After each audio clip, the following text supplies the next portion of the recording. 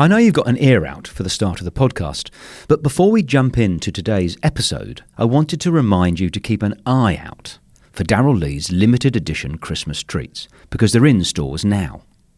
Like the iconic Christmas nougat pudding, so yummy and a gorgeous little gift.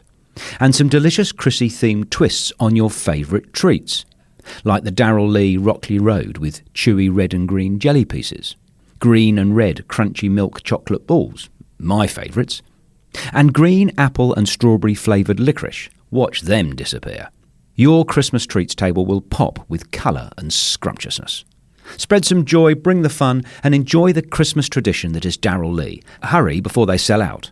Darrell Lee makes Christmas better. This is The 5 of My Life with me, Nigel Marsh. The series where I talk to notable people about 5 of their favourite things.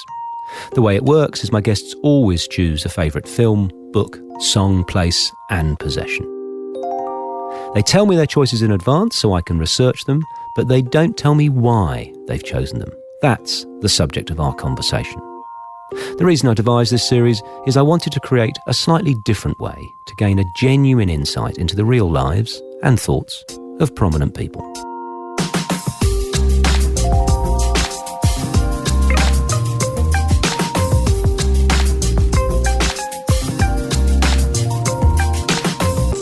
Kevin Rudd has had a long, distinguished, tumultuous and much analysed career.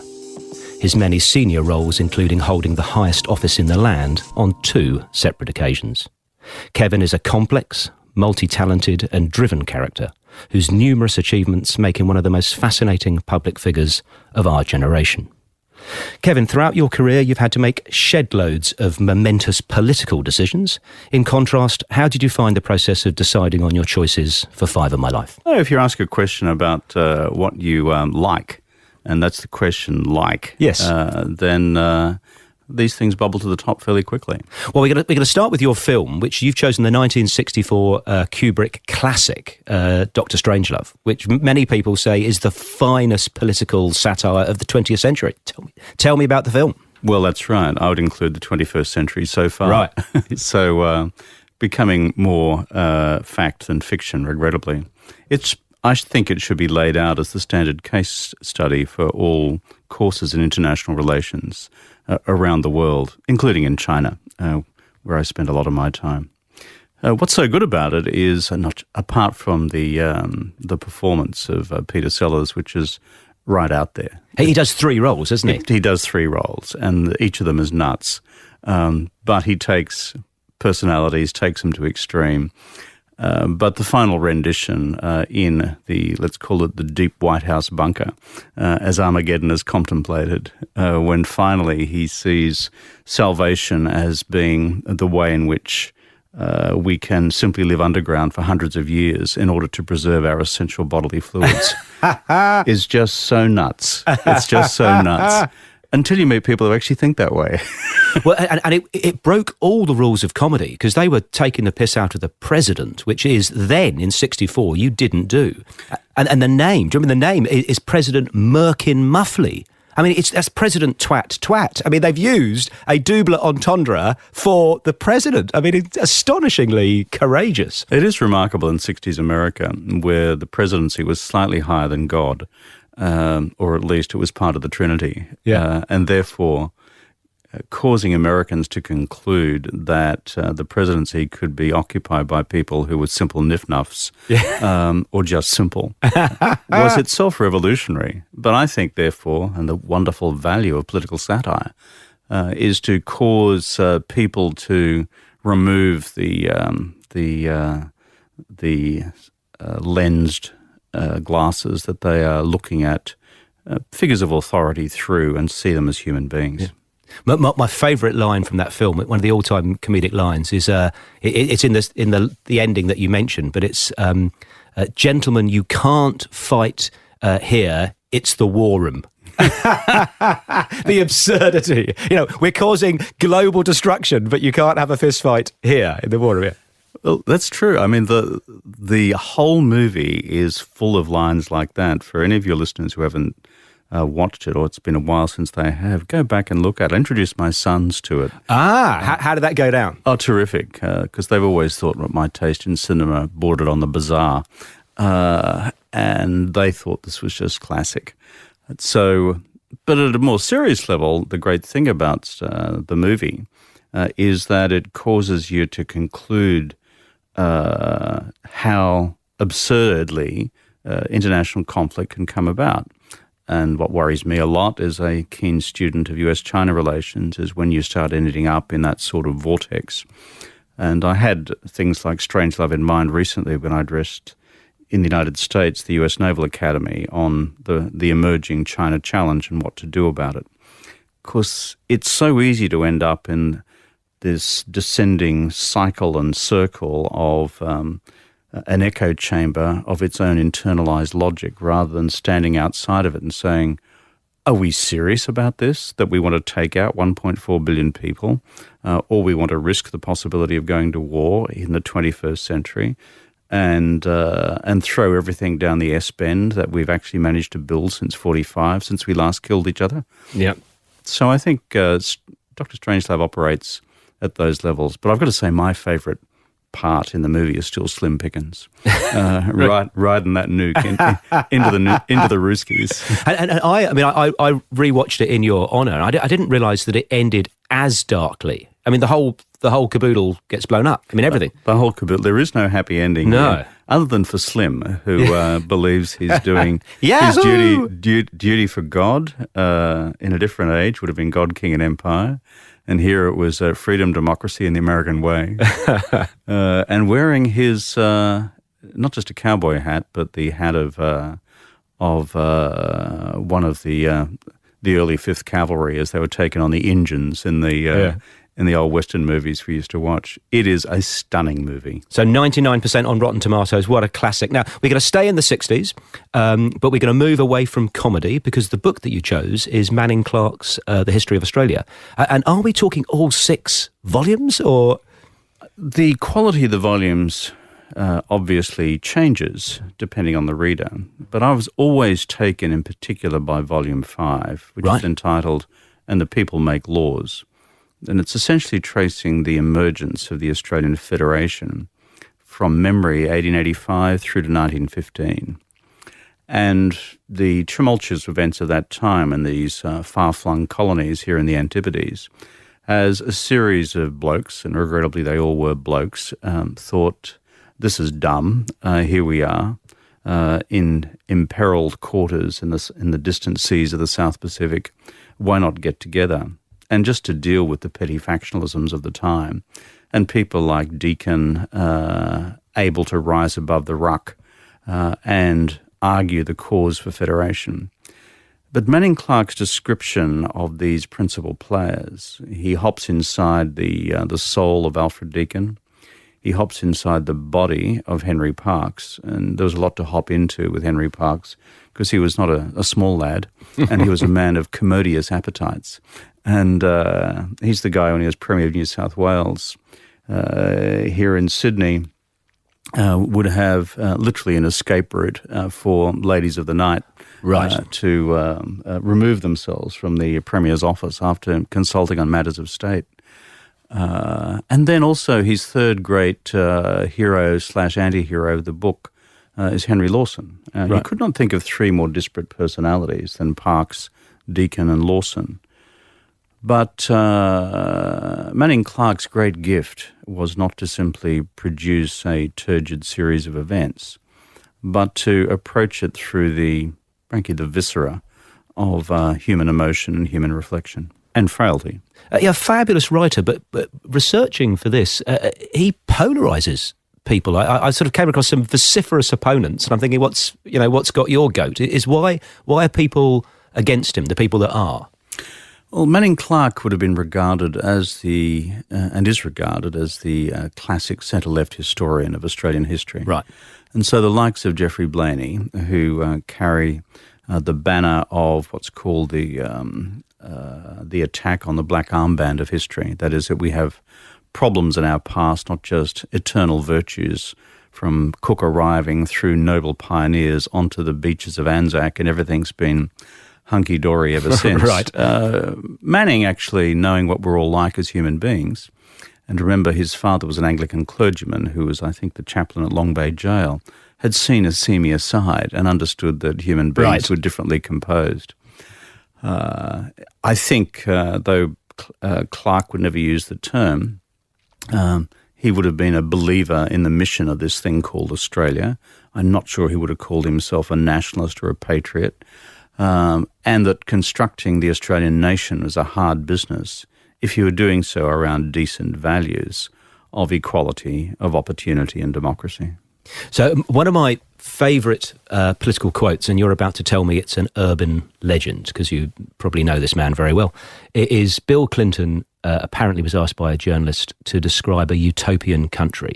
And he described this country that was democratic, freedom of speech, freedom of religion, fair go, inclusive. And when he'd finished this wonderful speech, the journalist said, "Oh, and what would you call it, Bill?" He said, "Oh, well, you needn't invent a name. It's already been named. It's called Australia." And I'll go, Bill! But it's probably made up. Do you know if that's true? I don't know, actually. I was with him at a function in New York quite recently. I work now at the Asia Society in New York, and each year we hand out awards called Asian Game Changers. These are people from the various countries of Asia who have really radically altered in a positive direction the politics or the business or the society or the technology of their countries. And Bill was handing out one of the awards. So I was sitting next to him. I didn't realise I was the official representation of Utopia when I spoke with him. Now, is he well? Because he looks terribly thin. I mean, I think Bill has been through what seems to me to be a big vegan phase. My apologies to all vegans who are listening. Right. But I think he's decided to munch a few extra things in the meantime because he looks much better and, frankly, perfectly healthy now. Good, okay. Compared with the Bill that I saw a couple of years ago. So Bill's in good shape. Excellent. Wonderful. Well, on that note, we're going to move, staying with Australia, but we're going to move from the 60s to the 80s to your chosen song, which has been viewed by 140 million people on YouTube, which if you type into Google Australia's national anthem, it comes up third, which is I Come From a Land Down Under. So, mate, tell me when you first heard that and why you've chosen it. I certainly heard it in the 80s. Look, I'm a guy whose essential musical tastes are so nerdish as to be ridiculous. I'm a lover of the classics. I'm not in Paul Keating's category of Mahler, right. Because I think Mahler, apologies, Paul, is much overrated. But I'm a huge fan of everything from, the Renaissance period through the Baroque and through to the early classics. But essentially my tastes in music kind of dive as you head towards the end of the 19th century. So it's stuck in a time warp? Yeah, I'm stuck in a time warp. I'm waiting to be liberated from it. And certainly people like Louis Armstrong and Ella Fitzgerald, introduced to me by Therese, my wife, have helped broaden my musical taste. But as a kid growing up in the 80s, I've got to say this outrageously irreverent song and quite fetching melody kind of captured the imagination of youth. And when you go around the world, and I do a fair bit of that, I live in the States at present, whenever it's struck up, they all know it's us. Do you know, that's so interesting you say that, Kevin, because it was number one in obviously Australia, New Zealand, UK, America, Switzerland, all over the place, that song is known. But in France, it only ever got to number 55 in the charts. Zut alors. Qu'est-ce qui se passe en France? Why would that be? Yeah, qu'est-ce qui se passe? Why would that be? C'est extraordinaire. and so... Because I don't think it passes the test of the French Academy of culture. It most definitely doesn't. And the lyrics are, I mean, although on one level they're crass, on another they're actually quite insightful. I think it's the whole, travelling around in a combi, fried out your brains on, wacky backy. Yeah, I'll leave the wacky backy to one side. But it's kind of the intrepid Australian traveller. I ran into this guy once when I was visiting a refugee camp in Timor-Leste. And in fact, it was in West Timor. It had been a very violent period. And so I was talking to these workers for the United Nations High Commissioner for Refugees. This guy was from Argentina. And so we just got chatting. I think I was a member of parliament at the time. And I said, how the hell did you end up here? He said, well, like we all do. He said, but mind you Australians, he said, you're not tourists, you're not travellers, you are voyagers. Describing how we approach our odysseys around the world. Yeah. Besides, much more importantly, it's the only song, I think, in the world which makes explicit reference to a Vegemite sandwich. And so, somewhere there is a marketing manager weeping with joy. well, it's one of those simple delights if you're brought up on We're Happy Little Vegemites, as I was. So I think for all those reasons of nostalgia, but also a bit of the collective Australian chutzpah about, well, there's a world out there, let's jump in a combi and sail across Afghanistan and see what happens. What do you think, mate? Yeah, I love it. I've been in the country for 18 years. Okay. And just adore the place. But recently a family... Listen to your accent, you must be from South Africa. a family friend came back with some Marmite from London. Oh my God. And an inferior product. Well, exactly. Well, I grew up with Marmite, and so I love the bloody stuff. But now it's muck. I can't eat it. I go, thrown it in the bin. I'm converted. For those of us who study our beef extracts carefully, there is a qualitative difference between your Marmite and our veg. I'm very much in the veg category. Now, we're going to leave Australia for your fourth choice, and I'm much looking forward to hearing about that when we return.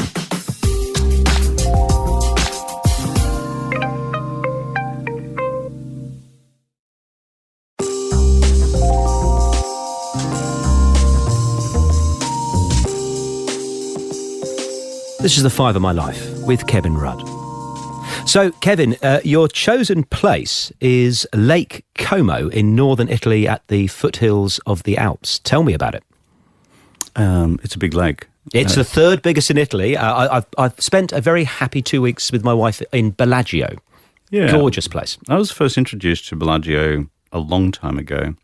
The Rockefeller Center the Rockefeller Foundation after the Second World War, through good deeds or bad, I'm not quite sure, ended up in possession of this palazzo on top of a hill in Bellagio, which they turned into their International Conference Centre.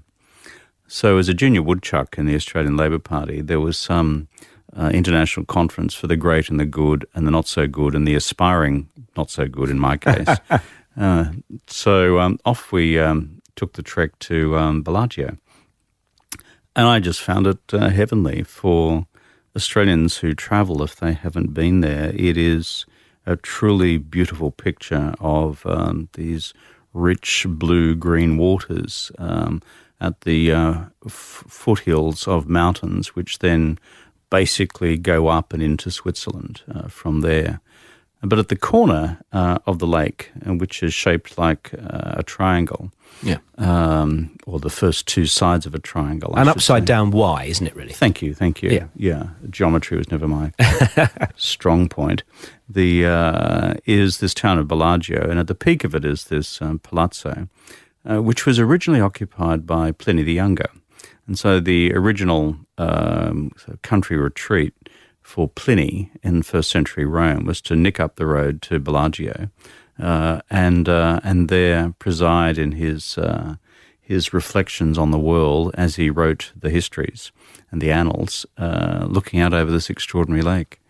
But it's seen so much of critical history on the other side of the lake was where the partisans finally tracked down Mussolini and shot him at the end of the Second World War. So there's something about not just the physical beauty, but it being redolent with the country's classical and modern history, which I think stands deeply in the mind. And do you visit regularly, or is it just a memory? No, I've been back a number of times, and if I'm in Italy, I'll find some excuse to head up that way and to stay for a bit and to just to enjoy the water. I was there, in fact, for about 10 days this most recent northern summer, finishing my book. I have just finished said tome. Fabulous read. Wonderful. Well, it's kind of you to say so. And it's these things always turn out to be a bit of a labour of love. because to be thorough about it, you've got to research the periods, and I discovered that your memory is good for 2/3 of the time and bad for 1/3 of the time, and you've actually got to go back and read stuff and say, oh my God, I've conflated 4 sets of events into one. So it's a labour of love, but it was kind of nice being there to work on final text. And do you, I mean, it's a very peaceful place. Do you find when you're writing, I've written a couple of books myself, do you find that you get upset all over again, or joyous all over again, or you're just a scribe? Because when I write about, I don't know, my dad passing, whatever else, I don't like the process because I'm living it again. So do you find it cathartic or upsetting, or both, or neither? I think the honest answer is you are in different zones when you write. At the beginning of both books, I did an earlier volume last year covering the period up until when I became Prime Minister. Not for the faint-hearted. Yeah, and then there's this one covering the last 6 years from 2007 through to 2013. These are pretty tumultuous years. But in both volumes, I've begun with a quote from Hemingway, which is on the business of writing itself, where Hemingway says, writing is a simple business. You sit down at a desk, take out your typewriter, and then bleed. So I thought, I read that, and I thought you were going to choose Hemingway as your book, because you said something amazing. You said Hemingway affects you and never leaves you. That's true. And many authors have that effect, from, Dostoevsky and, whether it's Crime and Punishment or Brothers Karamazov or Hemingway and just the extraordinary sort of naked simplicity of Old Man in the Sea, etc. But why I chose Manning Clark in the earlier part of our conversation was, I think the question I received was the best Australian book, the Australian book that you like best. So that's why that's why Clark is there. But back to the writing process, I find writing usually is in 3 zones. One is when you're in the zone and you are in a creative sweet spot.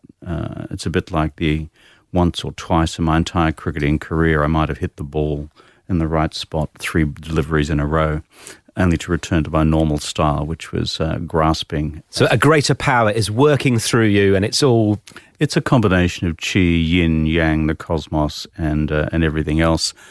But the second zone is you're reliving it. And reliving pain and painful experiences certainly ain't for the faint-hearted. And if you've been on the receiving end of a bit, which in my case I have, and many others of your listeners in different aspects of their own life, it's actually hard, and you actually want to be through it and done with it. Yeah. And there's the third zone, which is what I just described as grinding work, which is researching those 3 months, pulling together the right sources, reading the primary documents, talking to the people who are with you at the time, and then making sure you put in those mandatory 2 to 3 hours a day as you cover that period. Yeah, it's all of the above. Wonderful answer, Kevin. Are you disciplined? When I write, I absolutely start on time, but then the syndrome of wandering into the house in my dressing gown to have some toast, even though I've already had breakfast, I can wander if the inspiration is not there. But I never wander. I have the toaster in the study, so it's quite indisciplined. And do you always get dressed? My wife says to me, "What are you doing sitting there in your dressing?" It'll depend on the day. I tend to get going first up, but in my own case, because I'm still a public or semi-public figure, there's always a litany of incomings. Some of them are exocets which need to be dismantled. And usually from Rupert Murdoch's News Limited papers that you've been accused of a new fresh crime against humanity you've never heard of, or some other such event, or, I forgot to put the milk bottles out, or whatever the equivalent is in living in Manhattan. So on those hatchet jobs, I mean, I was getting angry on your behalf reading the book. Did you ever think of or ever do calling up some of the people who supposedly were upset that were clearly put up to pretend they were upset and say, person to person, was I really horrible to you? Come on. Or do you just sort of let it go, don't water the weeds? It's a bit of the latter. But it's quite interesting when journalists have actually probed people and said, so when was this guy ever nasty to you? And they said, oh, he's never nasty to me, but I heard that. Right.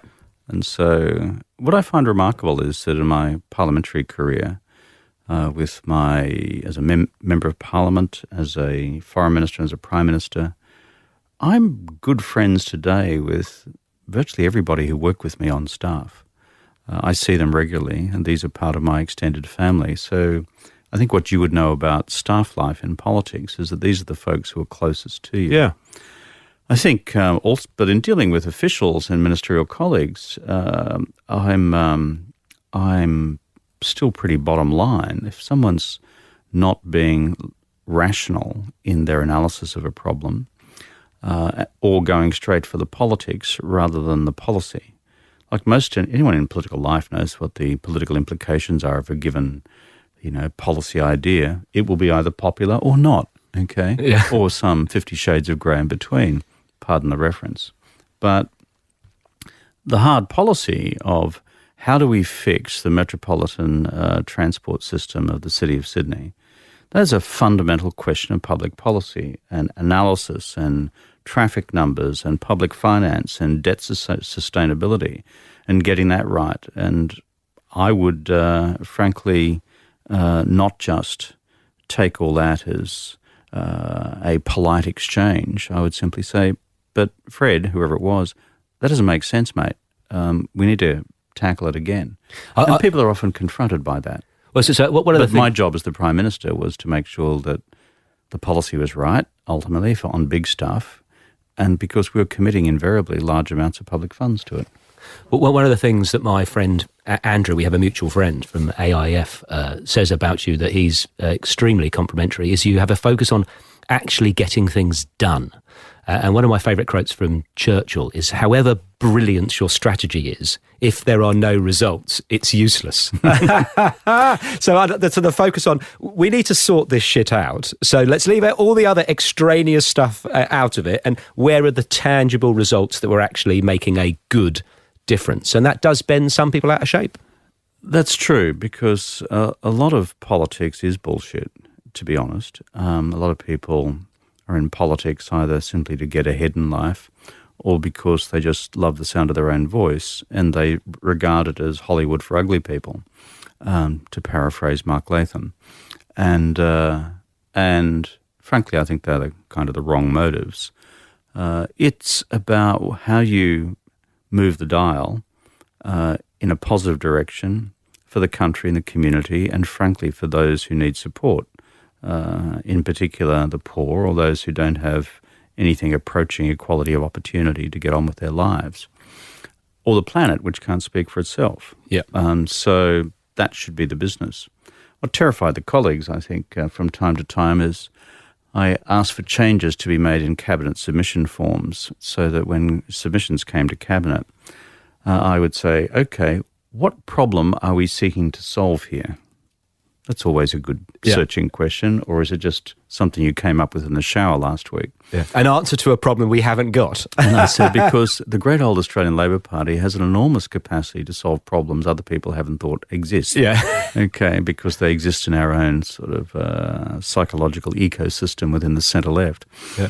Secondly, why is this the solution to that problem as opposed to others? And thirdly, how much it will cost.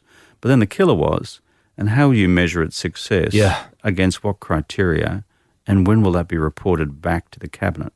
There's something for me, is looking at inputs. Are we going to work very hard, or are we going to spend lots of money? Yeah. You go, outputs, also not interesting. Oh, we've produced 6 billion leaflets or whatever. It's outcomes. I'm interested in the outcomes, not the inputs and the outputs, which moves me on to the choice of your possession, which I think is going to get us into your, again, into your career, is you've chosen your battered briefcase. Could you describe it to me? It's battered and brown, and it's seen many days of camping. And has it been with you since day dot, or? Almost. I got it, actually, in a bazaar in Tunis. Right. As you do. And I was in Tunis at the time of the uprising against the authoritarian regime.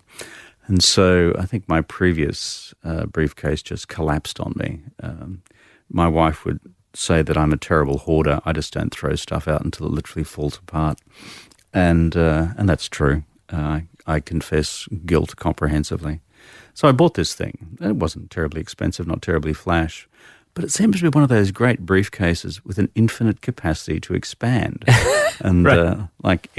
You can just carry an iPad in it and your banana for the day, if you come from Queensland as I do, or it can be stacks of books and a bunch of other stuff, and chargers, and it all seems still to fit in. Right. So I regard this as a bit like the Magic Wardrobe and the Lion, Witch and the Wardrobe of C.S. Lewis. It's kind of stuff fits there which most humans would think would be impossible to stuff into a single briefcase. And is it embossed? Does it or no, none of that stuff. It's not posh. I am at the end of the day a kid from the country, so we don't go in for that stuff. And has it got a lock on it? No. Okay. So it has attracted some notoriety on the part of staff and people who have worked with me over the years who think it looks really uncouth because it's so battered. But then you have what I describe as the German Street crowd from London who actually kind of like it because it's so battered. Yeah. It's not false battering, it's real battered experience from having been kicked around the world so much. It's interesting how you can imbue meaning on an inanimate object. So, and the monetary value is irrelevant, but you look at it and it reminds you of your wife or that time in Tunisia or whatever. So I love hearing people talk about those things. Yeah, it's a good question to ask because we're human beings and we have a certain spiritual essence. And part of that spiritual essence, I think, has meaning attached to it by physical symbols which take us into a different age or a different time. Yeah, whether it's a cross or whether it's a sepia photograph or whatever. Now you're known. Your Christianity is well known, and we share a admiration and love for Dietrich Bonhoeffer. Do you mind talking to me a little bit about Dietrich? Because I just think more people should know about him. Well, he's what I describe as the patron saint of nerds. I was asked after I became leader of the Labor Party in this country who inspired me most in history, which was an interview with Kerry O'Brien. I said, Dietrich Bonhoeffer. Good on you. Good on you. And Pearl Keza. Who's that? Did he play for Manly? And I said, no, he was a cut above that. Sorry to Manly supporters. The Bonhoeffer's extraordinary. I mean, he's grown up in a comfortable bourgeois household in Berlin. In the 1920s, his older brother was killed in the Great War. He has a passion for academic theology, and so he studies theology at Humboldt University on Unter den Linden in the middle of Berlin. And then the war erupts around him, or should I say the rise of the Nazis erupts around him. And if you know anything about the burning of the books, when the first beginning of the intellectual pogrom by the Nazis in 1932, 1933, the book burning is just across the road from Humboldt, where he was by that stage a lecturer in systematic theology. But the guy, from being an academic and totally nerdy, is so repulsed by what the Nazis are doing and the capitulation to the Nazis by the established both Catholic and Lutheran churches, that he becomes a fully fledged participant in what became known as the Confessing Church, dissenting church, to the point that he establishes or co-establishes their own Bible college up on the Baltic Sea coast, up at Finkerwald, I think it is. And then for many years effectively leads a theological resistance. But then the story unfolds. He then has to join the Reich, as every upright man has to. He joins military intelligence, the Abwehr, but then through that position seeks to send communications to his Christian friends in London to communicate with Churchill. These were ultimately not accepted as credible reflections of the power of the opposition movement or the resistance against Hitler within Germany. And of course, ultimately he's implicated in the plot to assassinate Hitler in 1944. Finally, his taken to a concentration camp called Flossenburg, and they hang him 2 weeks before the end of the war. Yeah. A remarkable human being. Just the courage, and I mean, before the end of his life, which I find deeply moving and upsetting, but also inspirational, writing about the God of the gaps, and just an amazing figure. So good on you for not choosing a rugby league player. No, the colleagues in the party thought I was nuts for doing that, but then again, many of them still do think I'm nuts. It won't get many votes, Kevin. How dare you have some actual conviction? So I'm going to ask you 2 final things. One is a little bit naff, so please excuse me. My usual response is I didn't do either. I would like you to say, for our Chinese listeners, thank you for listening to The 5 of My Life in Mandarin, if you wouldn't mind. 感谢我们华人的观众听众都注意到我们的节目，也谈到我生活里面5个重要的东西如何。 That is sensational. What he's actually said is Nigel has the face of a goat's backside, but I'm very pleased to hear that Mandarin. And the last thing, I wish it wasn't the last thing, but it is that the question I always ask my guests is, who would you like to hear on 5 of My Life next? Obama or Latham or Turnbull? That's a really good question. Probably Pope Francis, if you could crack that one. Right. Kevin Rudd, you have been so generous with your time, and you've really brought your real self to this conversation. So thank you very much, and good luck with everything else you are going to do. I suspect we haven't seen the last of you in very, very high national office. Thank you for having me on the programme. The 5 of My Life was presented by me, Nigel Marsh. Producer, Alex Mitchell. Sound production and theme music by Darcy Thompson and Matt Nicholish.